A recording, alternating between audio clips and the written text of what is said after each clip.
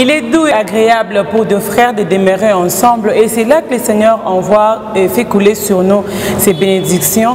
Voilà pourquoi je suis sûre et certaine que Boye Inabiso Nabanda Punabino à travers chaîne Oyo, GBM TV et Pamboli Bino Bipai Bozwami.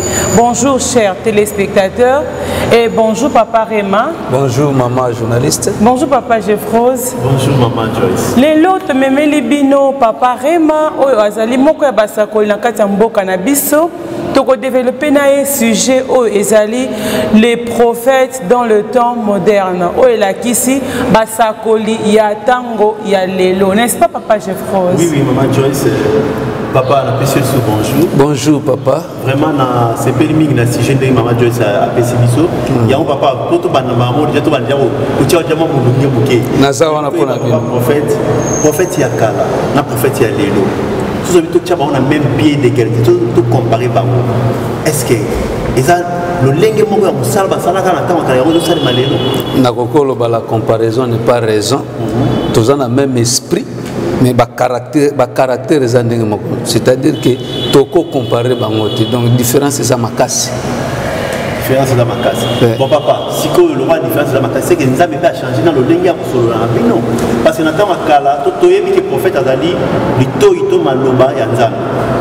Si que lelo oyo c'est que nzambe a changé le lenga pour le rabino. Ya on a le nzambe a changé mais ezali kambo ya époque. Il y a caractère, il y a bateau, il y a attitude, il y a bateau, il y a prière, il y a le il y a bateau. Mais Dieu est toujours le même. Oui, azandenge moko le lolo bipe na libela mais le lenge makambo caractère tope éducation ya bateau bazo tambolela ezandenge moko te.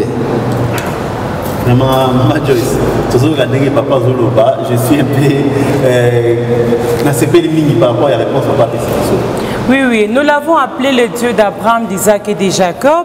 Ndenge Bible et Bisibiso. Mais papa prophète, dis-nous un peu, aujourd'hui, est-ce qu'on peut vraiment dire que Nzambe y a Réma, Nzambe y a telle personne, et puis au sentir que à répondre, parce qu'il a dit que à cause de la bino selon alliance, on a cela qui nango na bot na bino Abraham, Jacob na Isaac.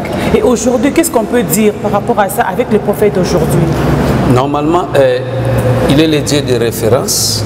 Il était le Dieu d'Abraham, d'Isaac et de Jacob. Le même Dieu, Isaac en Abraham, Yende, Isaac en Isaac.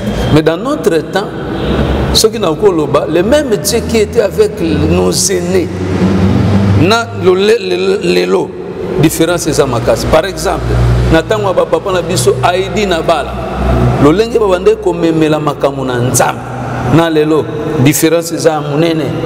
Donc le même Dieu mais n'époque oyoyo na eza différemment na ndenge ba papa na biso adi na bala bande ko kamba donc ba koko na ba bande ko kamba musala nzambe to pe église nzambe.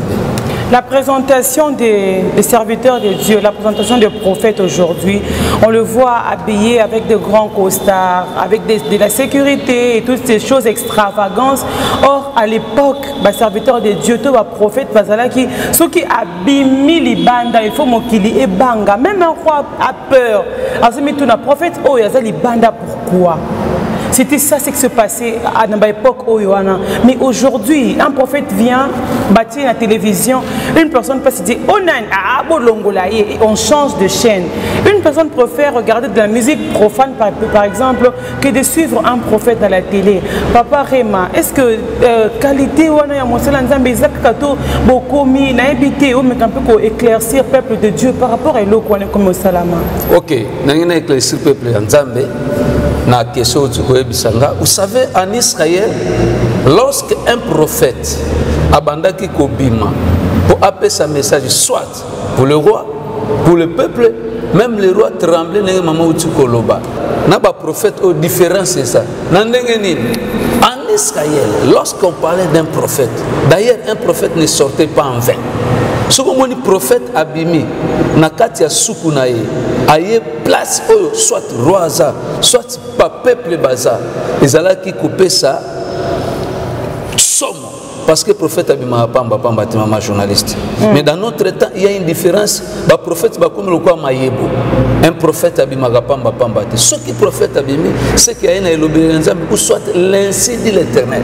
L'ainsi dit l'Éternel au lelo tozo sakandelango na Bible, ils allaient qui kubangi sabato.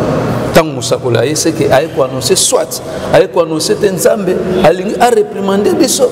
Est-ce que Nzambe a exhorté biso? Est-ce que Nzambe a béni biso toi et Nakanda? Et c'est comme cela, c'était le rôle des prophètes. Mais ce n'est pas ça le prophétisme. Oui, papa, il y a un prophète, il y a un roi maïebo. Mais bien, mon papa, nous sommes un peu missionnaires. Pour moi, la frère, mon papa, qui n'a pas vu, mon boulot.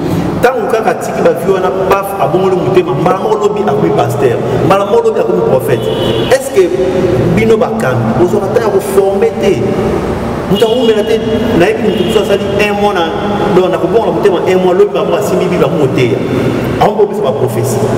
Vraiment, nous avons été placés dans le juger en commun, papa. Papa, nous avons boyé. Bandimi à l'an 2000, bandimi à 1900, c'est différent dans sens nini.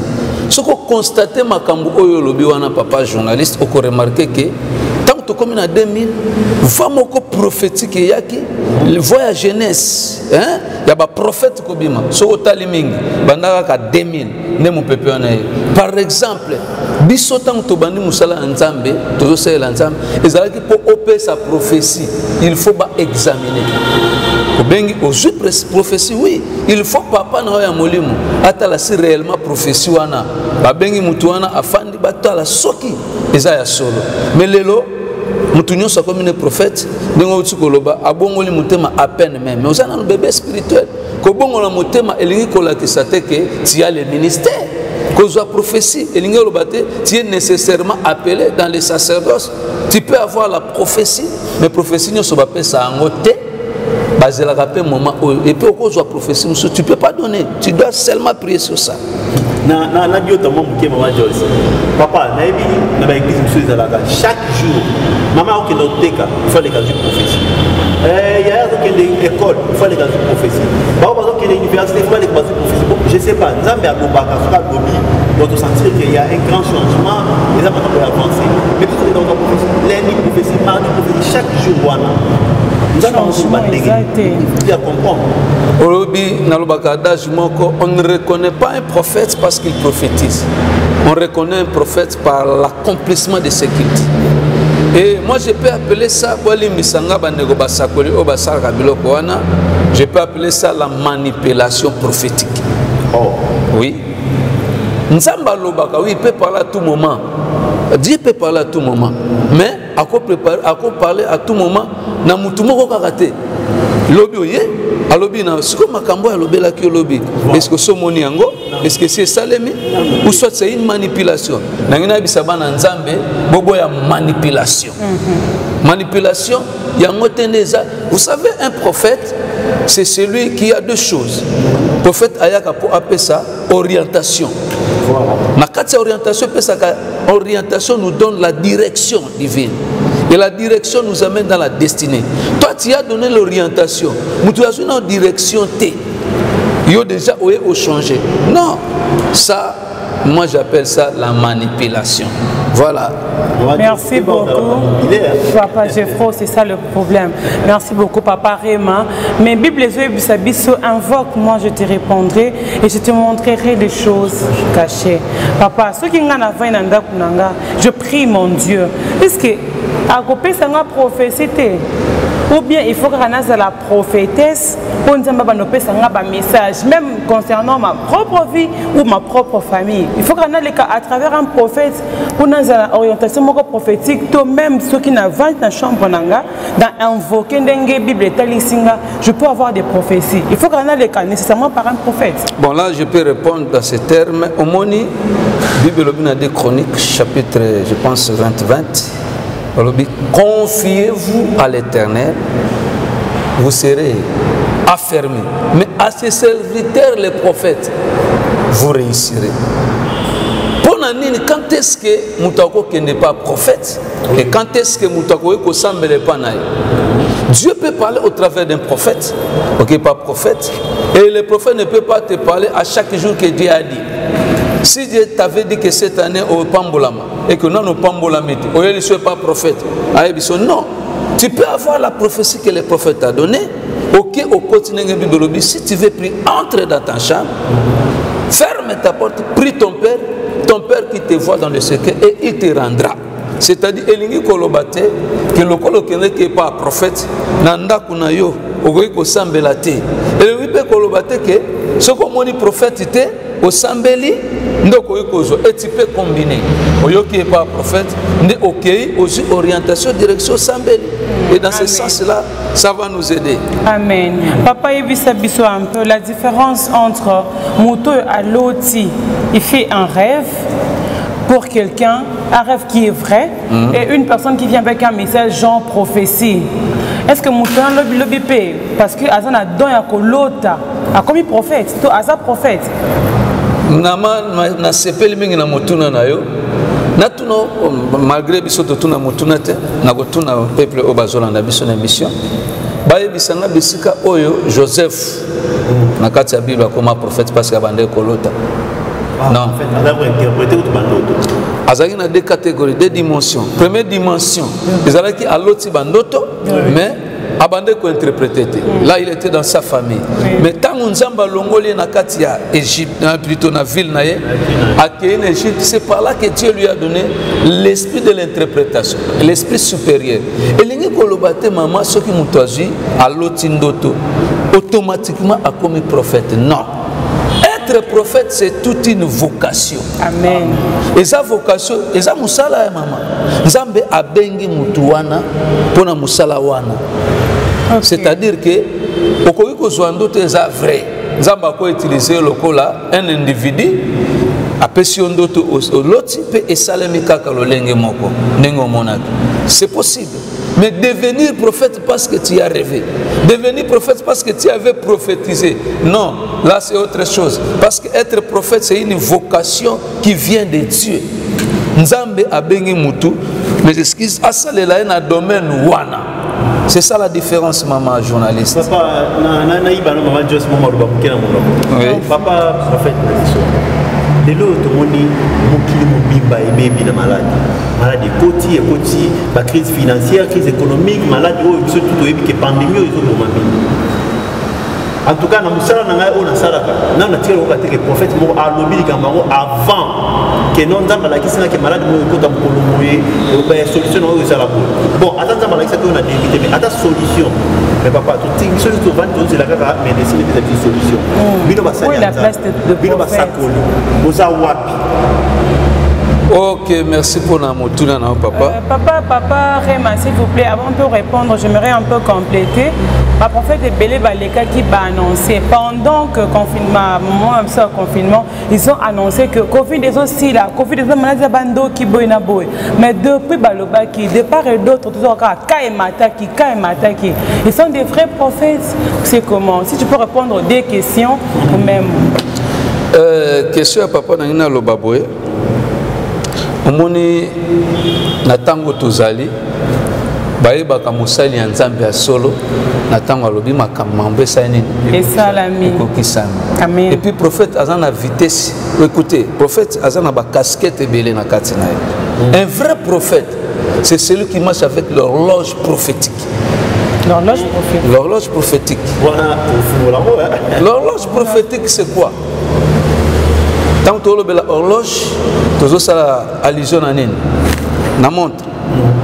Et quand il y a événement, un prophète, il veille sur les événements. Un prophète, il veille sur le temps.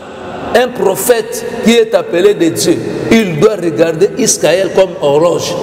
Tout ce qui se passe aujourd'hui dans le monde, si réellement il y a des prophètes, en commençant ici au Congo et ailleurs, un message au Balandango, il doit regarder Israël.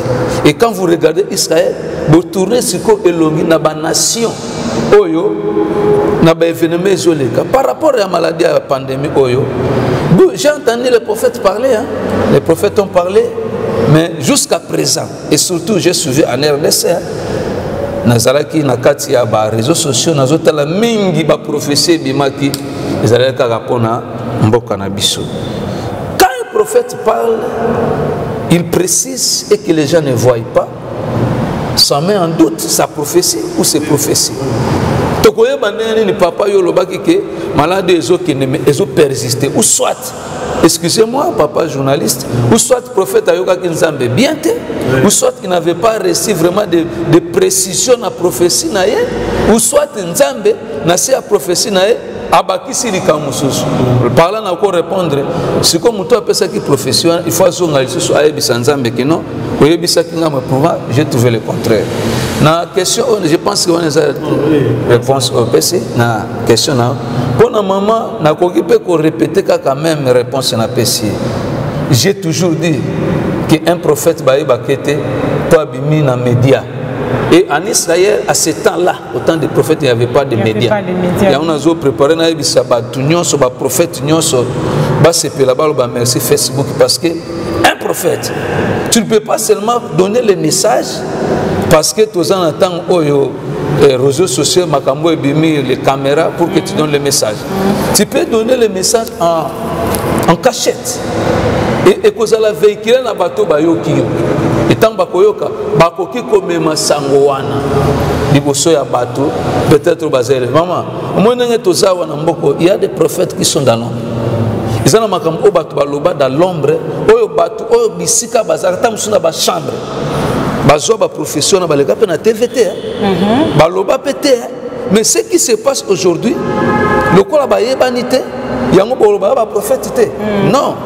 Un prophète, lorsqu'il dit des choses, il y a l'accomplissement. Si il y a un prophète à l'équipe devant la télé et qu'il a dit que Dieu a dit et que nous n'avons pas vu ce que Dieu a dit, on doit mettre en doute ton dimangote. Bon, il y a des prophètes qui se disent prophètes de la nation, prophètes du continent, prophètes des pays, prophètes de noirs, prophètes des blancs. Voilà, la différence c'est les prophètes des Bélé.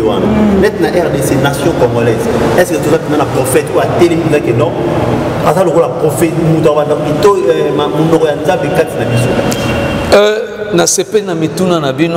mais laisse-moi vous dire, dans ces pays de la RDC, tu as parlé de la RDC, oui. Il y avait des prophètes pour la nation, mais actuellement, il n'y a pas de prophètes de la nation. Je m'assume, à la caméra. Il y avait des prophètes dans ces pays, je peux citer quelques-uns. Vous êtes libre. Comme le prophète Kimbangu. Vous êtes libre. Le prophète Kimbangu, c'est un prophète de Dieu. On a reconnaître selon l'histoire de Mboka-Nabiso. Tout ce qu'il a dit. Voilà pourquoi Papa Jonathan moi je suis chrétien, je ne suis pas kimbanguiste. Mais je crois au ministère des choses. On reconnaît un prophète par ses dires. Dieu t'a dit quels sont les accomplissements de la prophétie que vous avez eu. Papa Kimbangu lelo est dans la liste à Makambo Oya Loba Tozo Monde. Tozo Tangango pe eza kokomama. Mais dans notre temps, Tozo Monana Tango ya papa na biso ba Verno, ba papa na biso ba Kelani. C'est ça nazo tangelo ba prophète Bazala selon par rapport au ministère. Ma misala mienne basala ba papa Verno. Basala ba misala oyo lelo eza na base etikala. Mais dans notre temps, ceux qui se disent les prophètes des nations, écoutez, vous changez à ta comme Moussous. Mais papa, pardon, vous sautez quand même ma prophète Denis Lézité, ma prophète Sikaté Nadé, ma prophète Baza tellement élevé. Oui.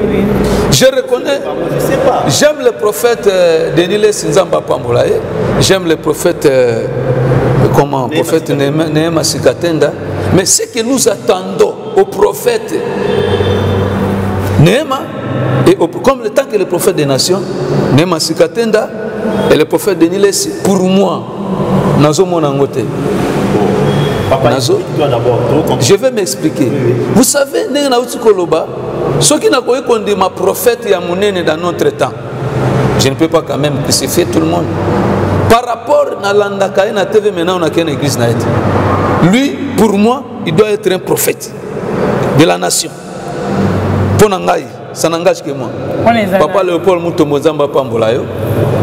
Parce que cet homme, lorsqu'il parle, un prophète, on le reconnaît par ses dires et il regarde l'horloge d'Israël, il explique aux gens les choses. Okokuta papa wana te na kati ya bassesse.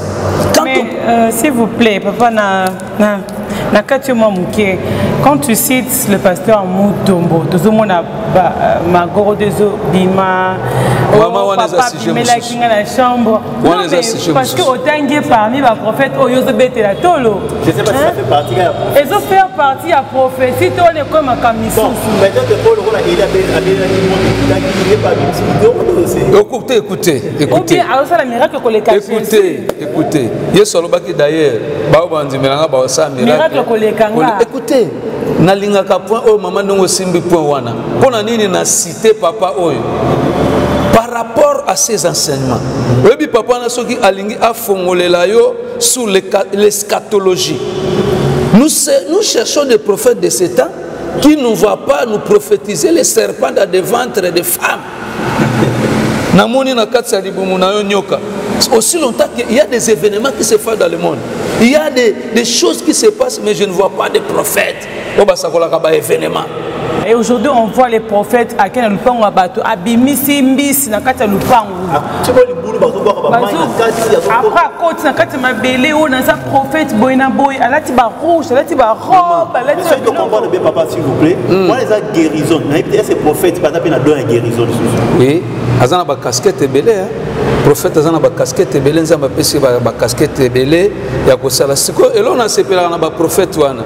Baza makasi ko zinda kobimisa ba olobini ni ba bambisi na kati ya mai na lupangu ya koti ya fongoli bwa bimisi baza makasi ote ya te. Un prophète o ya bengami prophète il faut avoir na kati ya sainte écriture aye ba makomi nzambe soki aza équilibré te na maman nzambe to bimisi ligoroto nganga pe abe plutôt to bimisi bambisi nganga pe abimisa bambisi. C'est-à-dire, on a besoin de vrais prophètes. Il y a des prophètes qui intimident les gens.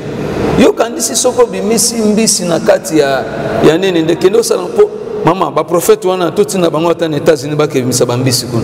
Na États-Unis kaka. Je ne crois pas. Ebimate. Siko papa yebisa biso papa rema yebisa biso oza na catégorie nini? Super prophète, prophète ya moyen, prophète berger, prophète bishop, archibishop, oza prophète nini? Merci maman. Oza prophète Nzambe. Prophète Nzambe. Prophète Nzambe. Ça veut dire quoi prophète Nzambe? Prophète Nzambe na ngi ba attribution te maman ozoloba wana. Nazaka ka prophète Nzambe na par rapport à grâce ya muki Nzambe apesinga. Bref, je suis prophète. Bon, papa ngapena tout mon avant que papa prophète. Parce que Nzambe lobini pour la Congo. Nzambe lobini pour la Congo. On les a mission mususu. Lukanga na mission mususu. Papa je frose, il faut s'apprêter. Lukanga na mission mususu.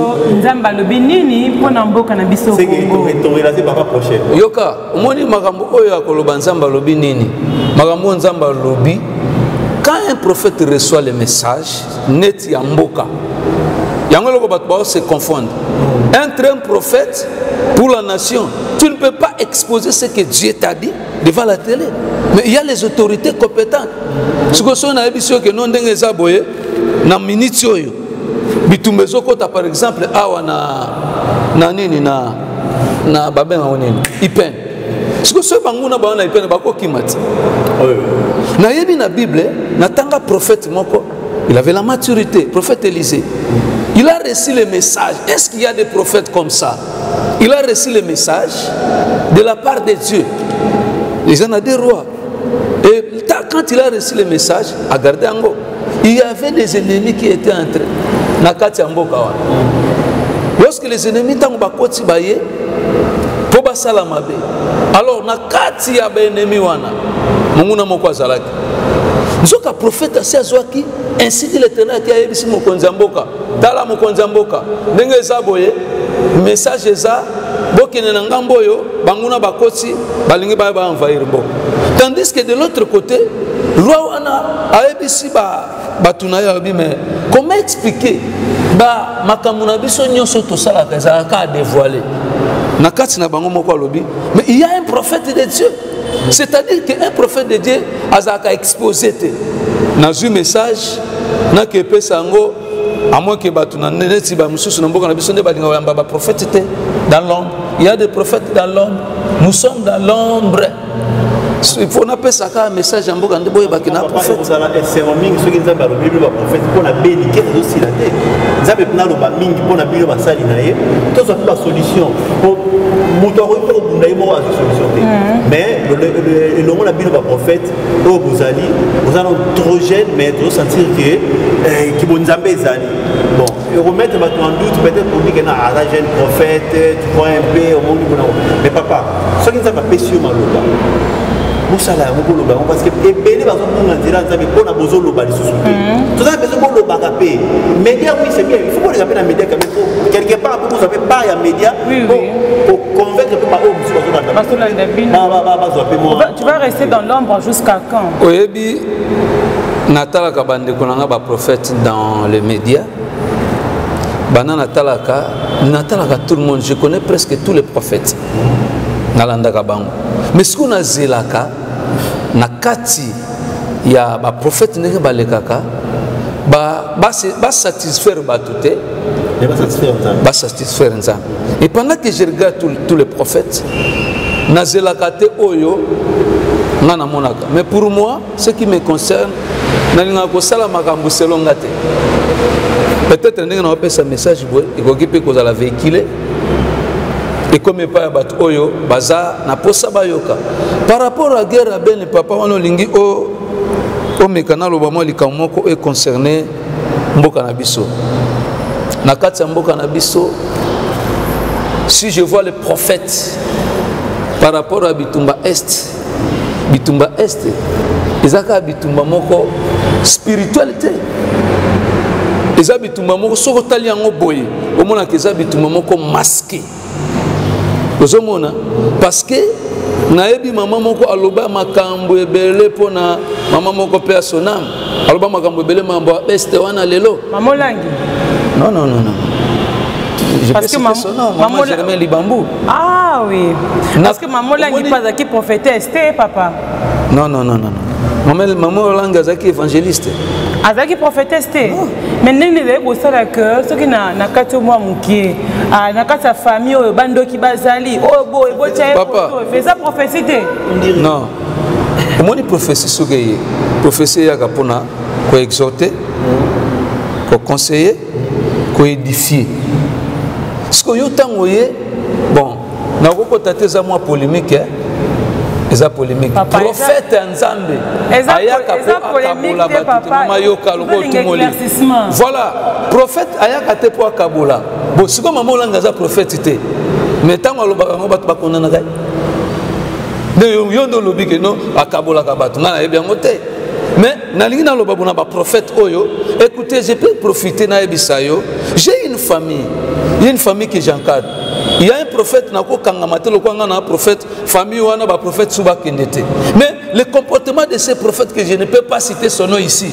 Mais c'était le dénoncer. Dis pas dénoncer papa. Tout bas. Je ne suis pas là pour dénoncer mais place à ça comment expliquer yo prophète que osambela pona mutu.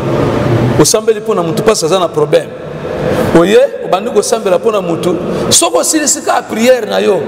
Dieu m'a convaincu, le Saint-Esprit m'a dit, tu vas donner le chiffre. Paye à Zakana, chiffre ébelleté. Chiffre 3, $15. Alors, quand j'ai entendu cela, j'ai vu le prophète en question. Voilà, le prophète en nation, à combien azo pieto, azo pe sa message en ça. Oui, papa, en tout cas, merci beaucoup pour le ligne de l'émission. Oui. Papa, pour question pendant que vous avez pour le prophète, en fait, vous avez dans Mokili. Vous avez prophétisé, mais tout le monde a retour à Marambo Salate. Exemple, le prophète il y a une concurrence dans le bateau. Il y a une réaction. Mais il y a Nalobi, par rapport à la question de papa, le Dieu que nous servons, c'est un Dieu de dispensation. Là, il ne faut pas oublier. Dans la dispensation, la dispensation est différente. Dans le temps où il y a Élie, selon moi, namona apesa likambo ya kozanga kondima. Ouais. Soko tali caractère ça peut par rapport à ya mission on nzamba pesi mutu. Il y a Moïse plutôt Élie avait une mission spéciale. Na la benga ba mission moko ya ba grand défi. Ouais, c'était ça sa particularité. Donc on comparait Élie pena Élisée. On comparait Élie na Moïse. Donc par rapport à la grande mission oyo nzamba pesa ka tout un chacun. Par rapport à Élie, d'ailleurs ce que tangi di solo wana omona ke Élie akenda ko défier batu sans autorisation nzamba. Mais quand même, il s'est mis. Et ça l'est mis. Oui, oui. Et par puis, exemple, le temps c'est chacun qui m'a les autres bêtes. Après, la reine a déclaré à celle tapage naïe contre Élie et tout. Mais quand il est venu, il y a mon c'est-à-dire que Nangina Loba, maman, nous avons appelé ça une particularité, une mission, degré en mission, dimension en mission. Dimension en mission, Élie a défié. Moi, je ne sais pas de prophète qui défie à Kamenamona qui défie na bango. Avant et à défier, il faut yo kananu. Tant aux autres défier wana na simanayo. Est-ce qu'intérêt en Zambeza? Quand Élie a défié, il y avait l'intérêt de Dieu. Élie, lorsqu'il s'est levé à commune Nangomba, yoka prière à Élie. Absambe ya lobi Nzambe, nazo sala likambo po nangate. Nazo salango parce que Nzambe et il y a Israël. Il faisait ça par rapport à Israël. Lorsque tu es un prophète et que tu lances un défi et que Dieu ne voit pas son intérêt, papa prophète, Nzamba osala lote. Papa prophète, c'est quoi yo yebisa biso par rapport à yo particularité na yo en tant que prophète zanini. Particularité na ngal quoi prophète zanano, bobi prophète. La prophétie et puis ils ont accompagné. On a dit que prophète ça a accompli. Ils ont accompagné. Vous savez, il y a des prophètes qui ont prophétie de long terme, il y a des prophètes qui ont prophétie de court terme. Même dans la Bible, je vais m'expliquer. Batuloko là, prophète Esaïe, ils ont prophétisé 400 ans après. Mamboya Loba et Salem. Mais il y a des prophètes Moïse. Ils ont prophétisé avec la concrétisation.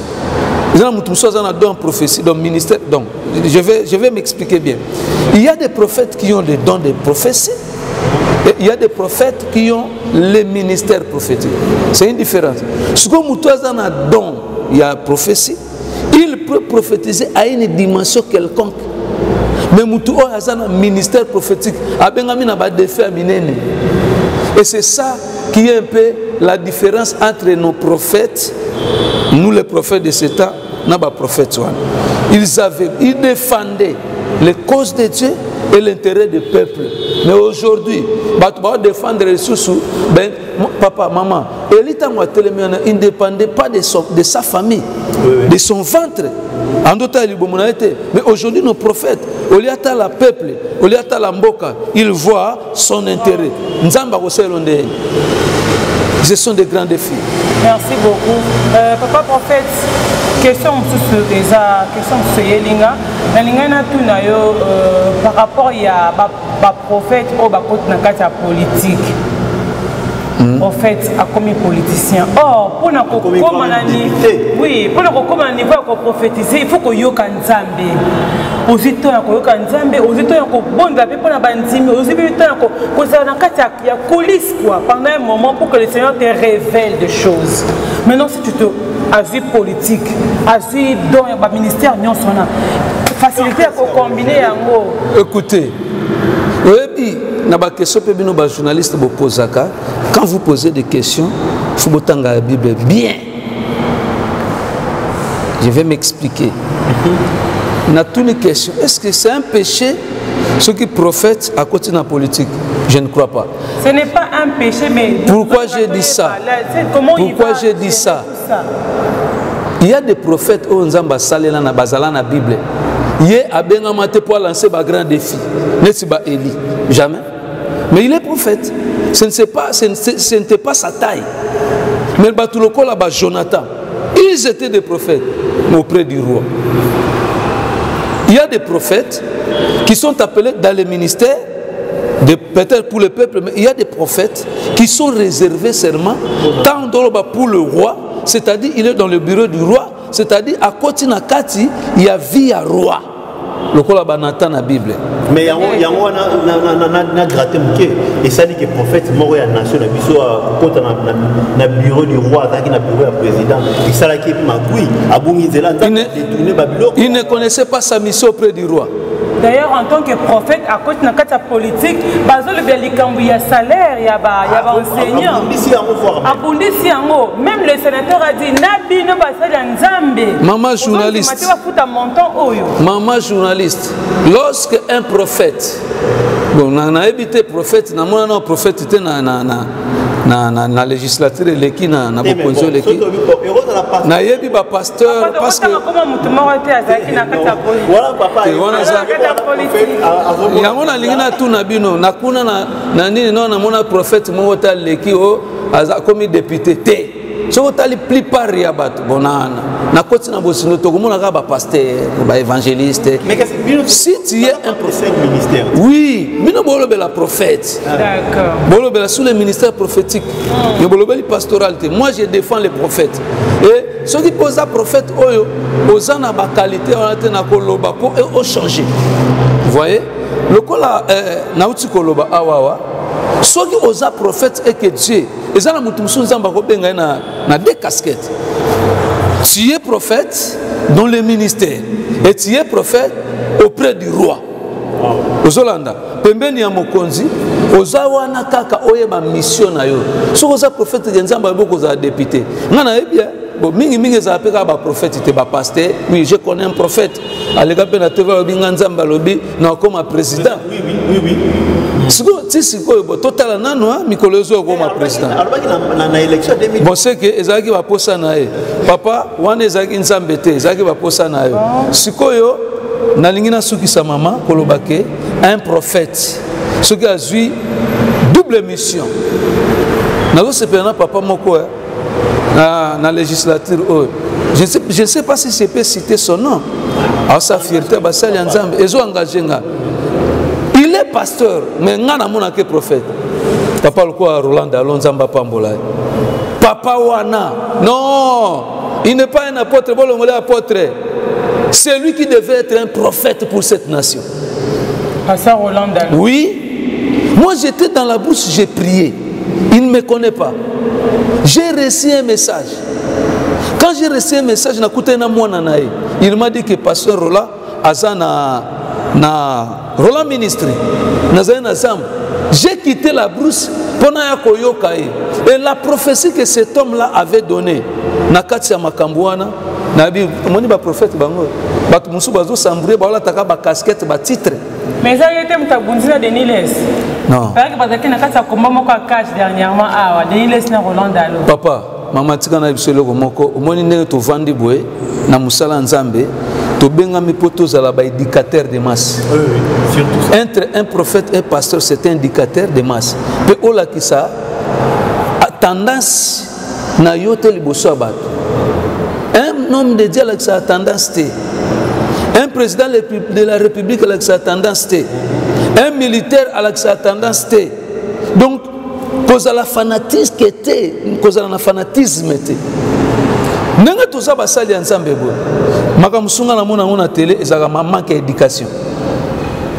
Mutu ana éducation te mais un prophète azanga éducation parce que mutu oyo aza éducateur de masse okolukato sepelisa batu pose intérêt na tu vas éduquer la masse. Ezana batu mususu na vie basimbaka te oyo stika vie.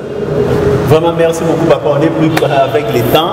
On va juste ceux qui comprennent la mission déjà. Oui, papa Geoffros, malheureusement, aujourd'hui, vraiment, comme une émission, on a vu sur l'école de l'église, Lélo, papa Geoffros. Papa Rema, Makambulamoni, Yagoloba, et aussi la thé. Chers téléspectateurs, merci beaucoup na patience na bino. Nandima miete, Borozanga te koyamba Koyamba Susu Musala Nzambe na kati Banda Kunabino. Je suis sûr que vous êtes vraiment édifiés dans le message à Memeli Bisso Lelo. À Talissi Bisso différence, il y a prophète, na casquette et belé, oh Nzambe Atina Katia prophète. Je salue la grande famille pour soutenir GBM TV, le couple Binumbi où il y a Monsieur Lavoisier, Maman Harmonie. Mes salutations à ma chef Astrid Bengalula. Mes salutations à mon réalisateur. Mes salutations à mon mari qui m'a toujours soutenu, à mes parents, à ma belle famille. Je vous aime tellement. Et papa Réma, oui. Que le mot de la fin. Et puis papa, je frosse pour moi coucou. Oui, oui. Et tout.